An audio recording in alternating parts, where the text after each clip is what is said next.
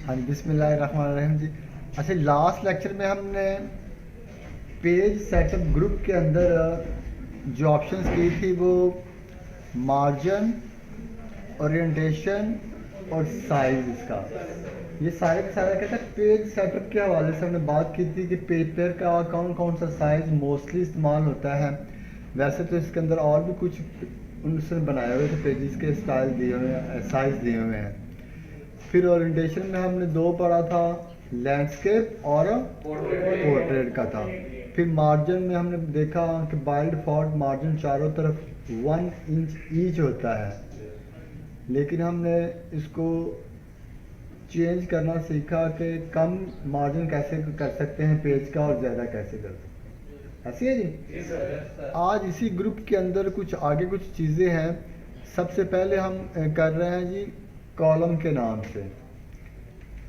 एक कॉलम होता है आपका, जब टेबल आप बनाते हो उसमें रोज़ और कॉलम्स आते हैं, ये वो वाला नहीं है।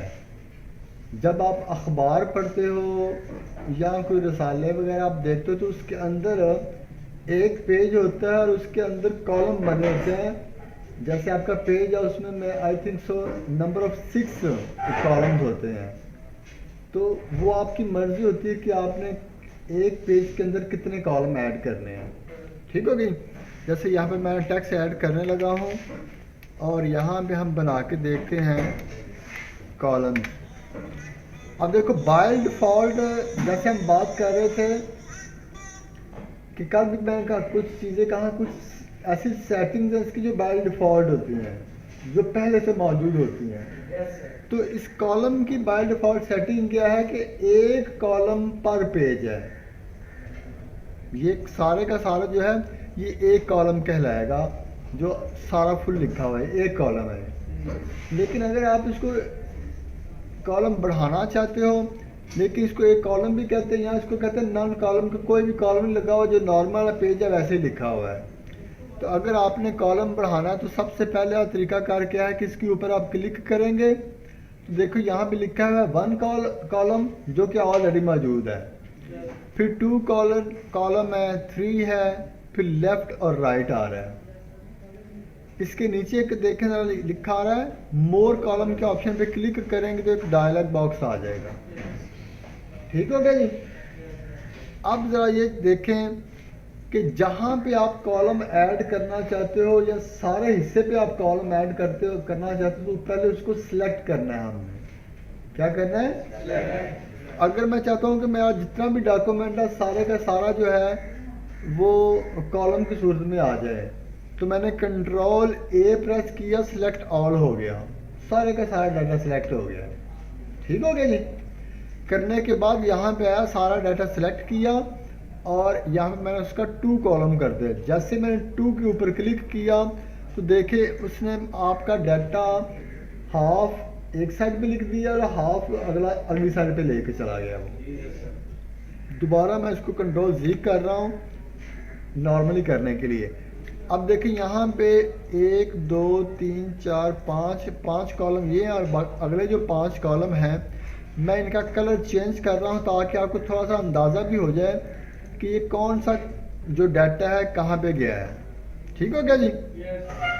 दोबारा से मैंने कंट्रोल A प्रेस किया, पेज लेआउट में आके पेज सेटअप का जो ग्रुप है वहाँ पे 2 कॉलम प्रेस किया।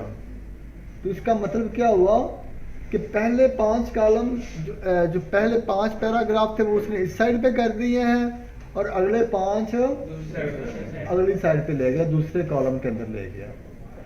ऐसा नहीं हुआ कि जब आपने कॉलम किया तो यहाँ से उसने हाफ कर दिया है, ऐसे नहीं हुआ। मैंने इसलिए कलर चेंज किया ताकि कुछ लोगों के माइंड में आ जाता है कि शायद ये वाला जो डाटा इधर हो गया है और बाकी का डाटा आगे चला गया। ऐसे नहीं हुआ, वो सेपरेट नहीं हुआ, बल्कि इतने से सारे हिस्से को उसने यहाँ पे एक साइड पे कर दिया, जो आगे जगह बची अगला हिस्सा वहाँ पे उसने एडजस्ट कर दिया। समझ आ गई? फिर मैंने सेलेक्ट किया इसको और यहाँ पे कॉलम में आके मैं कहता हूँ 3 कॉलम कर दो। उसने बिल्कुल वैसे ही किया है। देखें 1.5 कॉलम पे उसने ब्लैक कलर कर दिया है और 1.5 पे जो बाकी अगला जो मैंने रेड किया था उसने उसको उसकी तरफ आगे नेक्स्ट है 3 कॉलम। मैंने अगेन सेलेक्ट किया और यहाँ पे एक ऑप्शन आ रही है लेफ़्ट की। तो लेफ़्ट में क्या है, लेफ़्ट वाला कॉलम छोटा साइज़ का होगा और राइट वाला बड़े साइज़ का है। समझ आ गई? अगेन मैंने सारा सेलेक्ट किया। अब मैं लास्ट ऑप्शन जिससे इसकी इस्तेमाल कर रहा है राइट कॉलम। मैंने राइट पे क्लिक किया, वो उसका उलट हो गया है। अब देखें कि जो लेफ़्ट वाला कॉलम वो बड़ा हो गया है और राइट वाला, लेकिन टेक्स्ट का जो है वो तरतीब चेंज नहीं हो रही, वो वैसे के वैसे ही आ रही है जैसे लिखा हुआ हमने।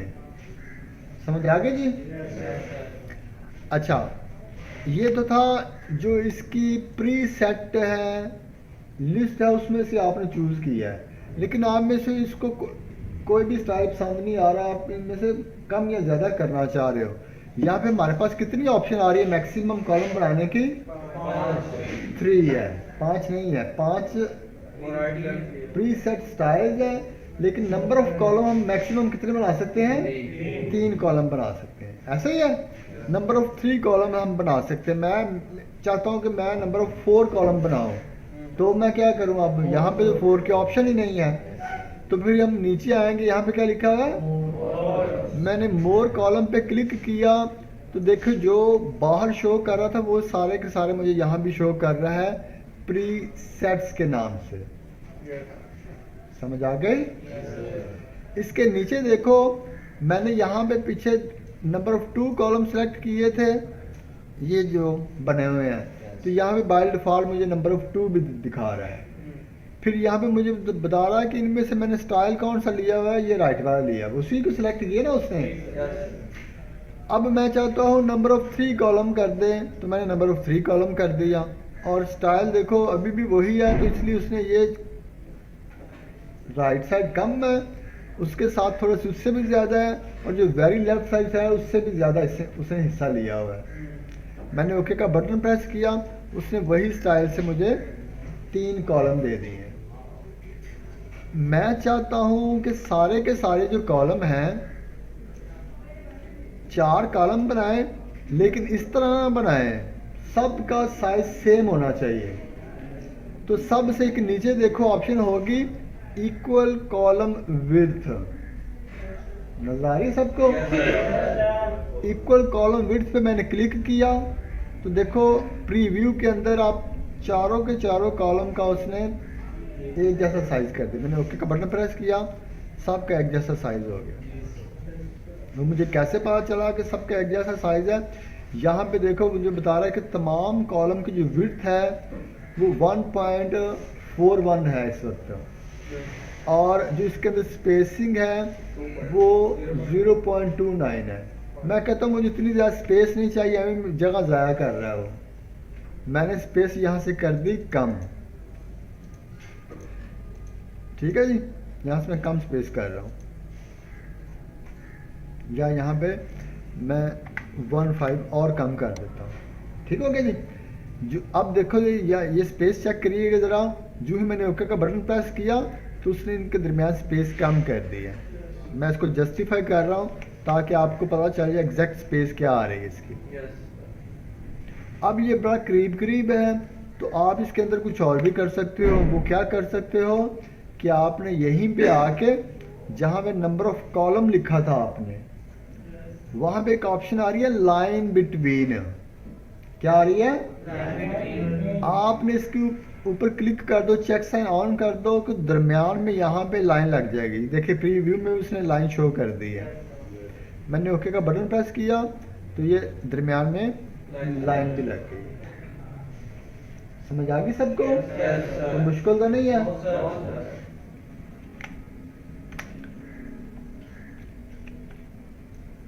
नंबर ऑफ 1 कॉलम में अगेन कर रहा हूँ, मैंने इसको नॉर्मल कर दिया जैसे पहले था।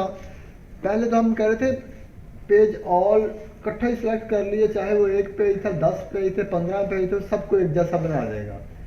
लेकिन अगर रिक्वायरमेंट ऐसी आती है कि हर पेज को डिफरेंट आप कॉलम, नंबर ऑफ कॉलम देना चाहते हो, सॉरी हर पैराग्राफ को या हर पेज को, जितना हिस्सा आपने सिलेक्ट करना है अब उतने के ऊपर अप्लाई करेगा।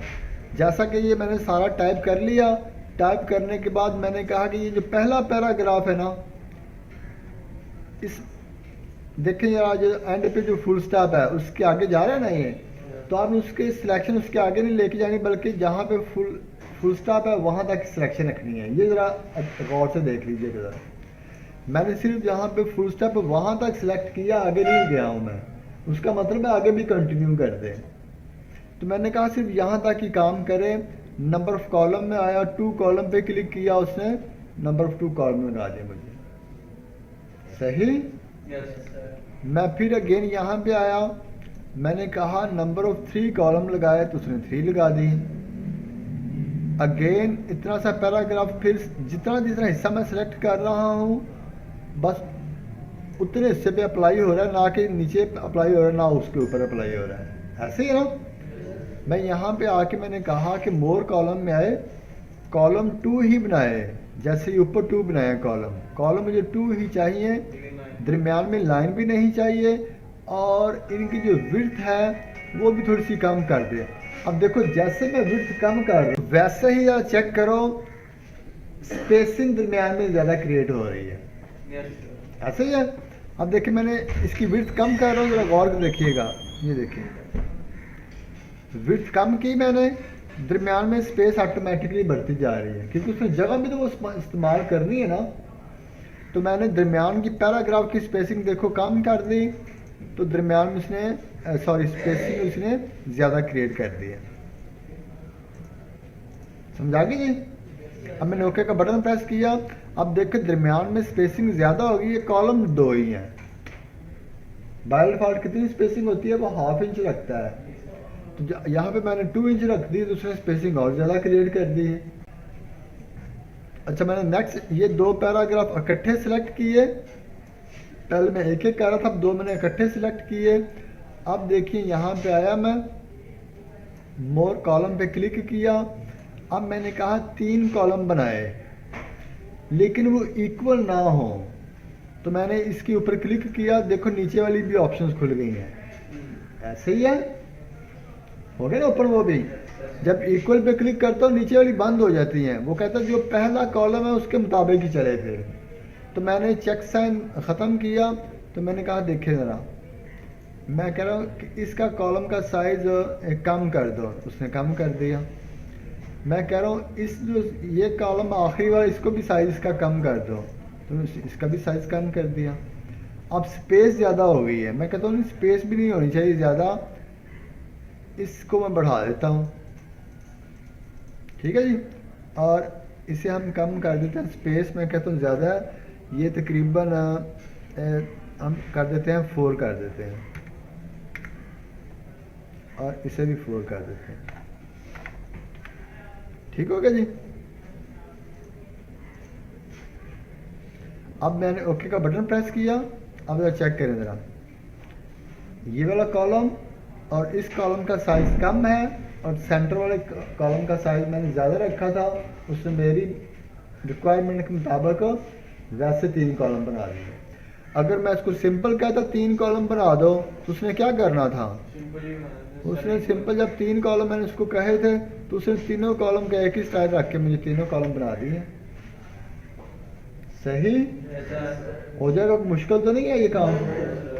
अच्छा, एक तो ये कॉलम वाली आपने एक असाइनमेंट में भी आपको पूछा है, तो उसका हम करते हैं जी।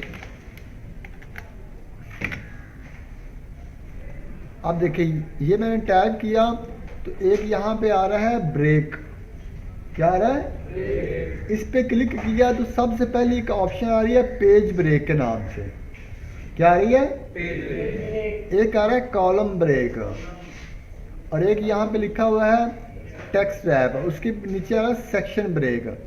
ये जो सेक्शन ब्रेक वाला ये हम तब पढ़ेंगे जब हम हेडलाइन फुटर का काम करेंगे, फिर इसको थोड़ा सा हम दोबारा देखेंगे।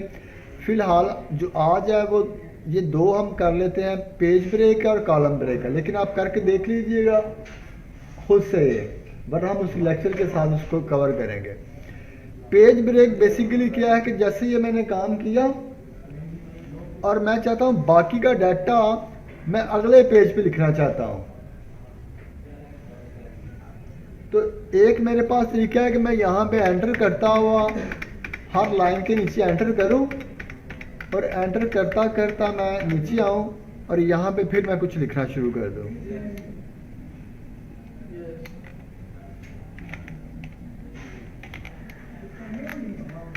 ठीक हो गया जी। मैं यहाँ फिर लिख दूँ। एक तो ये तरीका है, लेकिन ये तरीका कार क्या है, ये तरीका प्रॉब्लम करता है। जब मैंने इसका साइज आके इंक्रीज किया, देखो ये साइज मैंने इंक्रीज किया तो उसने क्या किया है, आगे पीछे होगी, सारी सेटिंग आगे पीछे होगी। मैं चाहता हूँ कि ये पेज के शुरू में लिखा जाए, तो उसने जब साइज इंक्रीज हुआ तो आगे के साथ अटैच था, उसने उसको भी साथ आगे कर दिया ना ऐसे। और अगर मैं करता हूँ यहाँ से आके, ये मैं एंटर नहीं करता हूँ, मैंने इसको पेज ब्रेक करता हूँ। यहाँ पे आके मैंने क्लिक किया और पेज ब्रेक पे ऑप्शन को सिलेक्ट किया, वो यहाँ से डायरेक्ट अगले पेज पे चला गया। ठीक हो गया जी। जब डायरेक्ट अगले पेज पे गया तो मैंने यहाँ पे वो डाटा लिखा। अब चेक करें कि वैसे ही है जी, लेकिन मैं अब इन दोनों को इकट्ठा सिलेक्ट करके जैसे पहले सिलेक्ट किया था, अब इसका साइज इंक्रीज कर रहा हूँ मैं। क्या कोई फर्क आ रहा है? नहीं। अब इसके ऊपर पेज क्रिएट हुई है, क्यों? क्योंकि ये अलग है पेज है और ये अलग पोर्शन है। इसका तब तक रहेगा कि अगर देखो मैं इसका और साइज इंक्रीज करता हूँ, चेक करिएगा, जैसे मैं साइज इसका इंक्रीज करता गया तो वो आगे जाता जाएगा। ये जो है इसका ये वाला पेज का 2 लाइनें इसके अगले पेज पे गई हैं, तो उसने उसके लिए नया पेज क्रिएट कर दिया, इसके साथ शामिल नहीं किया। समझ आई कि नहीं आई? दैट्स कॉल्ड पेज ब्रेक, जो हमने कल आपको क्वेश्चन बताया था। इसकी शॉर्टकट की लिख लें। जैसे यहाँ पे फिर मैं पेज ब्रेक करना चाहता हूँ, यहाँ पे आके मैं अगेन पेज ब्रेक करना चाहता हूँ, तो पहला तरीका वही है जो मैंने अभी आपके सामने किया। यहाँ पे आके इस पे क्लिक किया तो उसने पेज ब्रेक कर दिया। दूसरा तरीका का शॉर्टकट है कंट्रोल प्लस एंटर। क्या है ये? कंट्रोल प्लस एंटर मैंने बटन प्रेस किया, उसने पेज ब्रेक कर दिया। जो जितनी दफ़ा मैं कंट्रोल एंटर करता जाऊंगा उतनी दफ़ा पेज ब्रेक करता जा रहा है। समझ आ गई? पक्की बात है जी।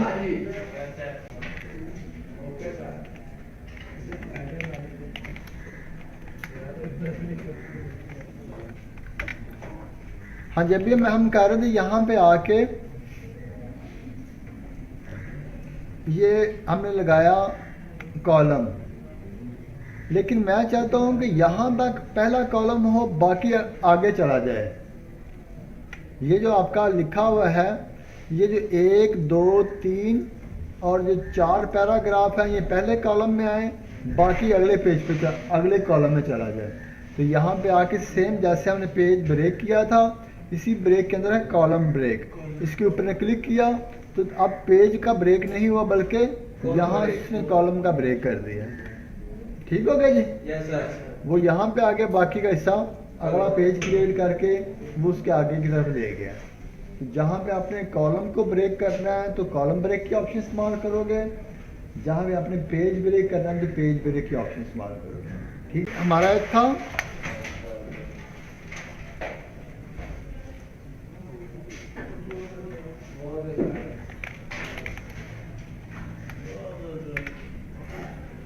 नेक्स्ट, एक था हैफिनेशन के हवाले से।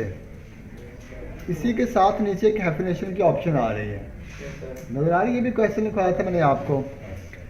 अब देखिए यहाँ पे हैफिनेशन बेसिकली होती क्या है। मैं अब इसका साइज इंक्रीज कर रहा हूँ तो वो ऑटोमेटिकली एडजस्ट नीचे की ये देखिए इसका साइज थोड़ा सा मैंने इंक्रीज किया तो वो जो इसका वर्ड ज़्यादा था वो अगली लाइन पे चला गया। ऐसे ही है ना? लेकिन यहाँ पे आके अगर मैं इसका हैफिनेशन कर देता हूँ तो ऑटोमेटिकली पे क्लिक कर दिया। अब देखिए यहाँ पे लफ्ज़ एक लिखा हुआ था यूजिंग, US और ING यहाँ पे ये वाला, ये बेसिकली एक ही लफ्ज़ है ये वाला। ये न्यूज़पेपर सारा चल मैंने लिखा ना कॉलम वगैरह। तो ये अब देखो उसमें क्या, जहाँ पे मार्जिन का आया लाइन ख़त्म हो गई, पेपर का आगे नहीं लिख सकता था, तो उसने वहाँ पे डैश लगा के बाकी का लफ्ज़ अगली साइड पे लिख दिया। मैं इसका साइज़ और इंक्रीज़ करता हूँ ताकि आपको और भी थोड़े से नज़र आ जाए। जैसे देखिए ये क्या लिखा हुआ है, ये वाला जो ये इकट्ठा ही लफ्ज़ है, एक ही लफ्ज़ है, लेकिन उसने DI ऊपर वाली लाइन पे है और बाकी का नीचे वाली लाइन पे आ गया। तो अब आपने अगर ये डैश दरमियान में ना हो तो फिर हम क्या इसको पढ़ेंगे, D अलग पढ़ेंगे और रिएक्टली अलग पढ़ेंगे, ऐसे है ना। हम कहेंगे शायद वो अलग अलग लफ्ज़ है। तो इस छोटी सी डैश का मतलब क्या है, इस हैफिनेशन का मतलब क्या है कि ये कंटिन्यू है। अभी ये जो लफ्ज़ है इसका अगला हिस्सा जो है वो निचली लाइन पे लिखा हुआ है। समझ आ गई सबको? जुल्फ़कार, तो ये क्या है, हैफिनेशन। क्लियर हो गया जी? आज उसके बाद है कि अगर आप ये सारा इकट्ठा सेलेक्ट करते हो, यहाँ पे है लाइन नंबर्स, कंटिन्यू करते हो तो आप लाइन नंबर देते हो, जितना भी आप लाइनें लिखेंगे साथ साथ वो हर लाइन का नंबर देता जाएगा। ठीक हो गया जी? तो आज हमने 3 ये छोटी छोटी चीज़ें की हैं, एक कॉलम। हो गया जी? तो हमने क्या किया, कॉलम, उसके बाद ब्रेक के ऑप्शन, फिर लाइन नंबर और फिर हैफिनेशन के हवाले से। ठीक हो गया जी? अभी आप सब लोग इसकी प्रैक्टिस करेंगे और प्रैक्टिस करने के बाद असाइनमेंट भी क्रिएट करोगे आप।